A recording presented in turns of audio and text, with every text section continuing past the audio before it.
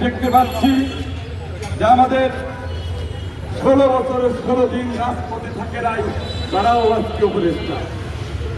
এই উপদেষ্টারা বিভিন্নভাবে কিছু সুবিধাবাদী গোষ্ঠীকে সুবিধা দিয়ে যাচ্ছে। এই বাংলাদেশে যারা রাজনীতিতে দীর্ঘদিন অক্লান্ত পরিশ্রম করেছেন, তাদেরকে মাইনাসের এক নতুন ষড়যন্ত্র শুরু হয়েছে। আসলে এই অন্তর্বর্তীকালীন সরকারের উদ্দেশ্য ছিল বাংলাদেশে একটি গ্রহণযোগ্য নির্বাচন করা, দুর্নীতি দমন করা। এই দুর্নীতি দমন করতে পারলেই এই বাংলাদেশ তার লক্ষ্যে পৌঁছে যেত। কিন্তু আমাদের দুর্ভাগ্য, আমরা যাদেরকে দায়িত্ব দিয়েছি তারাও একই পথের পথিক, তারাও সেই আওয়ামী লীগের চোরদের মতন ভাগ বাটোয়ারা নিয়ে ব্যস্ত। তাদেরকে আমরা দিয়েছি বাংলাদেশকে বিনির্মাণ করার জন্য, সংস্কার করার জন্য। তারা তাদের নিজেদের ভাগ্যের সংস্কার করার জন্য ব্যস্ত হয়ে পড়েছে।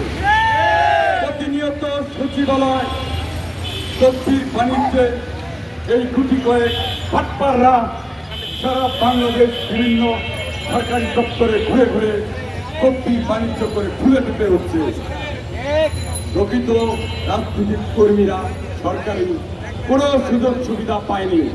সুযোগ পেয়েছে সুবিধাবাদীরা। তারা প্রতিনিয়তই বিভিন্ন ইউনো অফিসে ঘোরাঘুরি করছে, নাম বিক্রি করছে। আগে অমুক তমুক সমন্বয়।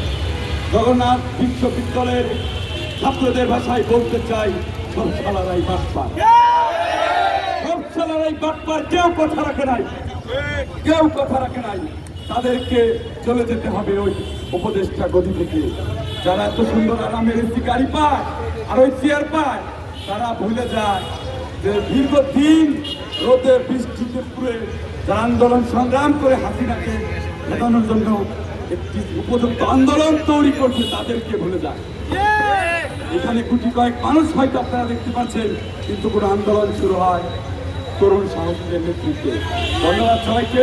বাংলাদেশ যুব অধিকার পরিষদ ঢাকা দপ্তরের পক্ষ থেকে লড়াই সংগ্রাম অব্যাহত থাকবে।